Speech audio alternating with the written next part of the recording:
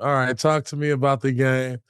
Ah, We I gave the know, I game know, away in yeah, the first yeah. half.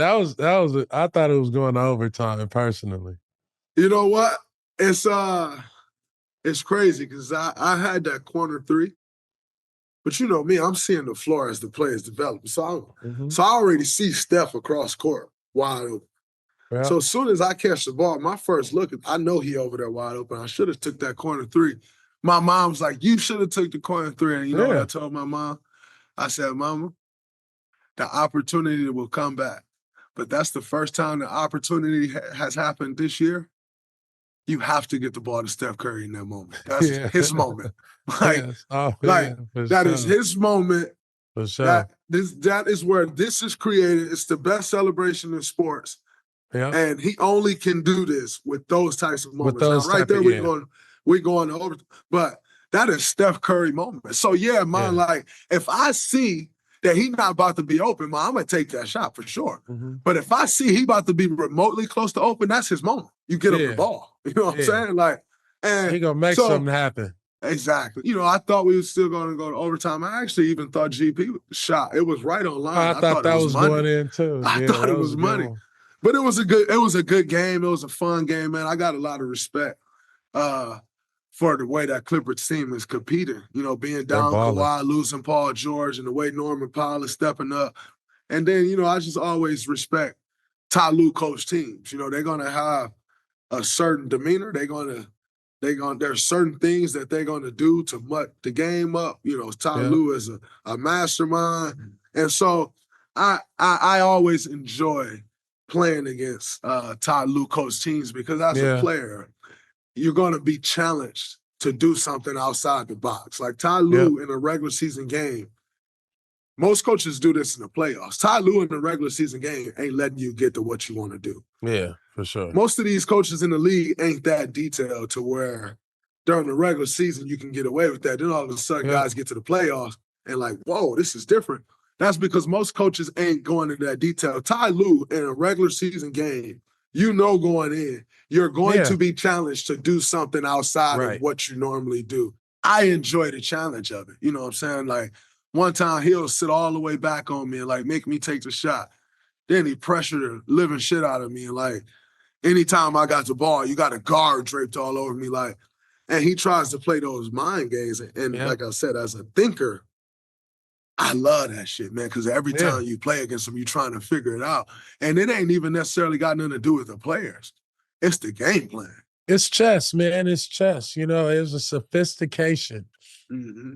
a sophistication to coaching to be able to make adjustments on the fly, make game to game adjustments, player to player adjustments, tweak the lineup because you really want to be prepping all this for down the stretch when you Mm-hmm. got to figure out, I was talking to someone about, man, what happens when Melton comes back? The Warriors got so much depth. And I said, when you look at, the good coaches, they find grooves and Mm-hmm. waves, right? And so this pocket of 5 and 7, they're gonna get us like 3 or 5 wins out of these, next 7 games. They're gonna give us 5 out of the 7.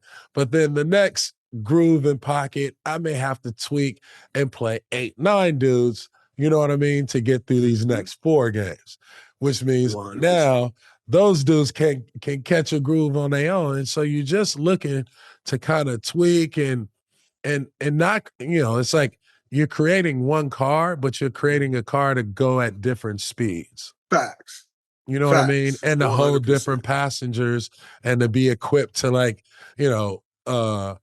be compact, right?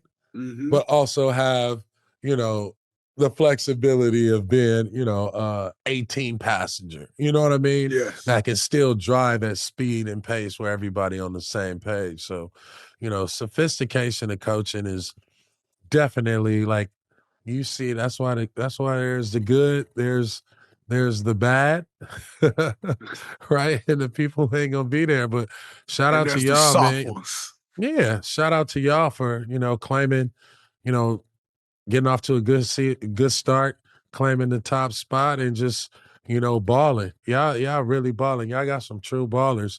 And when the Warriors went to I don't know if you know this, when they went to 5 straight finals, you guys were the most dominant in the third quarter.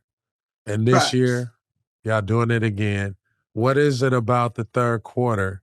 And then also, Draymond Green is 10 for 14 from the three in the third quarter. So you know what I'm about to tell you. Shoot Shoot the one. ball in the third quarter. Steve, I'm hot. Feed me, Steve. No, I'm just playing. uh, no, but honestly, I think, and it goes back to what we were just speaking about, coaches that can make adjustments. Steve Kerr, one of the areas that I seen Steve Kerr grow in as a coach, because you got to think, like I always say, I saw Steve coach as a rookie, like a rookie head coach, and I've been with him his entire 10-year career. And you start to, like, when you're with someone that long, you see growth. And one of the areas that I feel like Steve grew in was earlier on, Steve couldn't make great in-game adjustments. Mhm. I felt like, but once he went to the film, so the next time we play a team, once he went to the film, you can forget about it. Like his adjustment, once he's seen the film, he got it all figured out.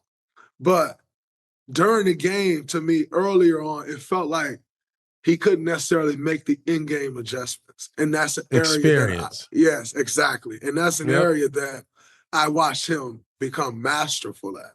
And Mhm. so going into a halftime for us, when we come out of halftime,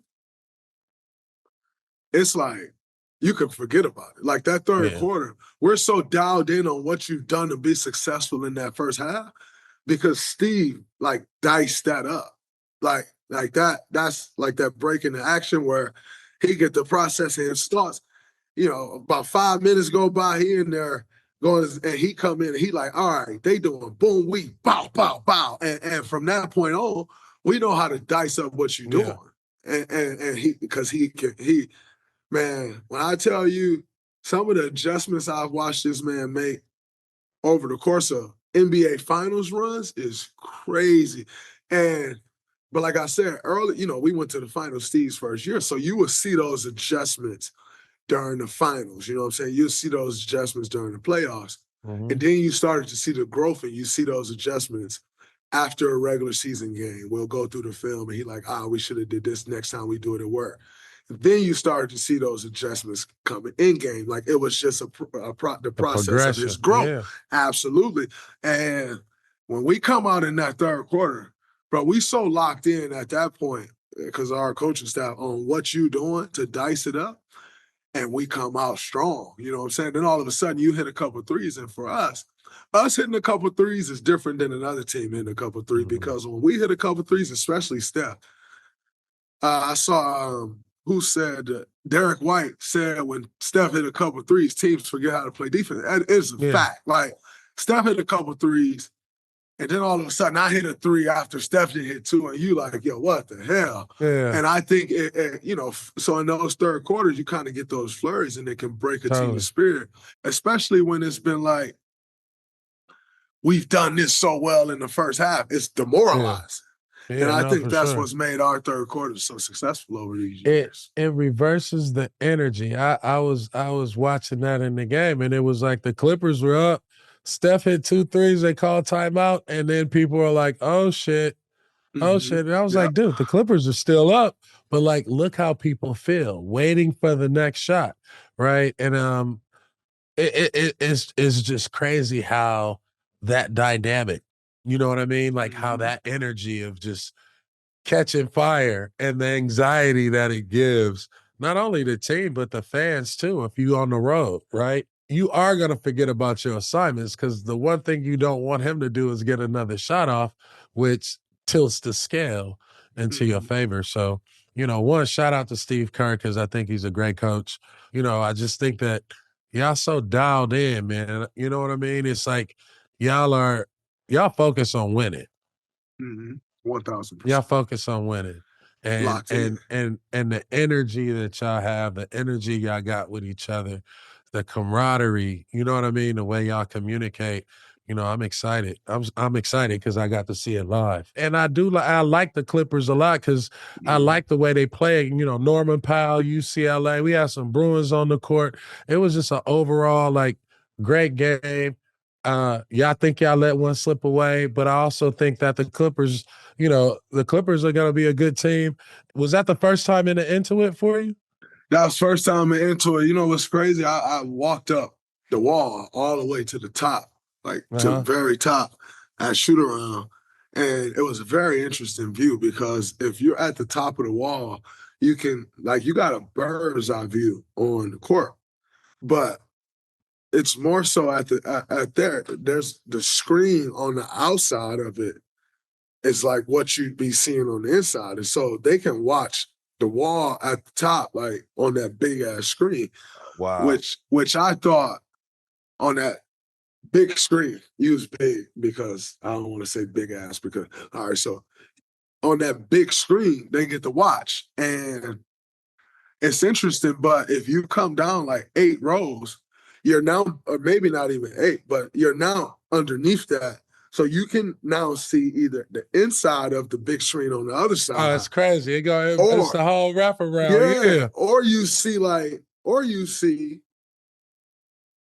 you can see the floor. Yeah. And the way the arena is built, even all the way up there, you don't feel as far from the floor as like a lot of these Yeah. arenas that's built for like hockey. So if you Yep. think about like the arenas that's built for hockey, the bowl, because of the ice have to fit, the bowl is further Yeah, out, it's wider. which then Yeah. puts the seats further out. Yeah. But because that arena is built for basketball, everything's close. So even if you're in like row 30, you got a good seat. Yeah, I said that there's no bad seats in the arena. Like the presentation, like I think the first time I was in the suites, but being on the floor, it's like it felt like a big coliseum. You feel me? Now It Balmer was a did good this big one. experience. Yeah. Balmer did this big one with that because they didn't miss anything. I saw some pictures like some of our staff had went around the campus, and I even saw some pictures of like their outdoor area, their Yeah. sitting area to eat food outside with heaters. Like Balmer did his big one on that, man. That he Yeah. did Shout his out to thing with that Steve arena. Ballmer. Shout out to the Intuit Dome.